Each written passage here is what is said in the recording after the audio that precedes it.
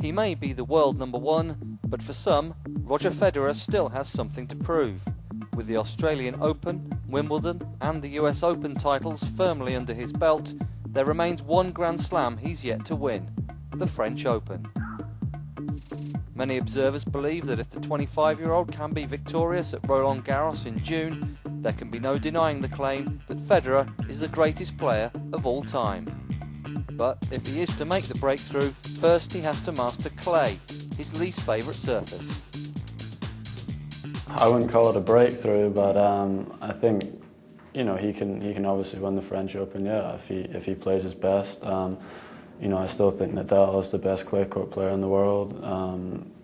His record against Federer on clay, I think, is 4-0. So, that's a good stat in Nadal's favour. But there's a lot of tennis to be played, but before the final of the French Open, and just have to wait and see.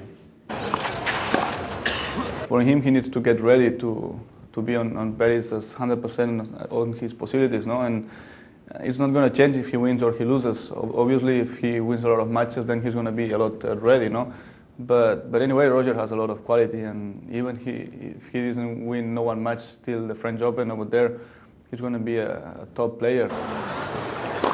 He played 2 Masters final last year, losing only to Nadal, and of course French final. So he was very close last year, and I think he can do it. But of course, I think Rafa is still a little bit favored, and we'll see how Rafa is gonna come and see in play this year, clay. But it's gonna be very, very interesting to see if they can both do what they did last year, because other players are not gonna just sit there and watch them cruising to the final and try to play each other.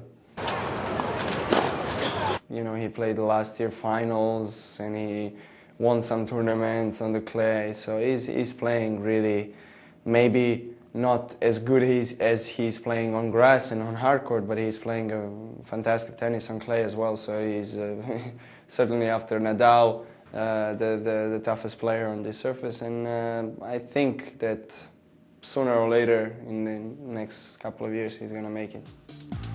Last year, Federer lost to Rafa Nadal in the final of the Masters Series in Monte Carlo and Rome, and weeks later did the same again in the final of the French Open.